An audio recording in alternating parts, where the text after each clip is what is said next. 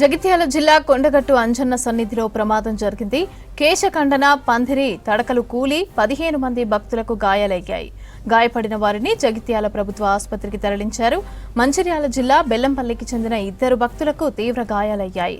ప్రమాద సమయంలో పక్కనే విద్యుత్ వైర్లు తెగిపడ్డాయి. ఎవరికి ఎలాంటి ప్రమాదం కాకపోవడంతో అధికారులు ఊపిరి పీల్చుకున్నారు. కొండగట్టులో ప్రమాదంపై మరిన్ని డీటెయిల్స్ వెంకటేష్ అందిస్తారు. వెంకటేష్, మమత, కొండగట్టులో భారీ ప్రమాదం తప్పిందనుకోవచ్చు. ఎందుకంటే ఇవి తాత్కాలికంగా వేసిన పందిళ్లు కూలడంతో అవి కేవలం చాలా తేలికగా ఉంటాయి కాబట్టి భక్తులకు స్వల్ప గాయాలతో బయటపడ్డారు. ఒక ఇద్దరికి మాత్రమే కొంచెం తీవ్రమైన గాయాలైనాయి, వాళ్ళకు కుట్లుపడ్డాయి. కాకపోతే ఏంటంటే ఈ కొండగట్టు హనుమాన్ జయంతి 2 సార్లు జరుగుతుంది మనకు అక్కడ.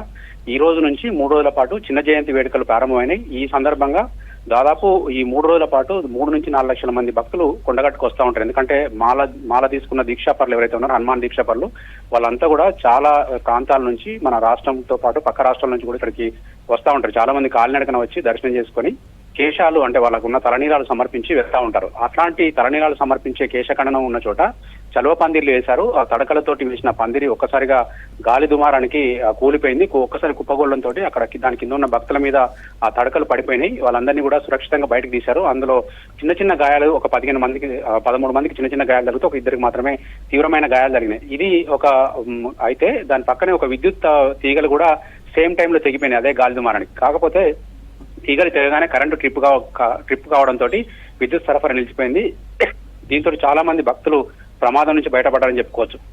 నిజానికి ఈ వేలాది మంది భక్తులు వచ్చే చోట చాలా జాగ్రత్తగా అధికారులు పనులు చేపడతా ఉంటారు, చర్యలు చేపడతా ఉంటారు. కాకపోతే ఈ రోజు వచ్చిన గాలి దుమారానికి మాత్రమే ప్రమాదం జరిగిందని చెప్పి అధికారులు చెప్తా ఉన్నారు. ఇలాంటి సంఘటనలు జరగకుండా, ఎందుకంటే ఇంకా 2-3 రోజులు కూడా ఇట్లాంటి గాలి దుమారాలు తర్వాత వర్షాలు ఉన్నాయి కాబట్టి తగు జాగ్రత్తలు తీసుకోవాల్సిన అవసరం అయితే ఉందని చెప్పి భక్తులు కోరుతా ఉన్నారు.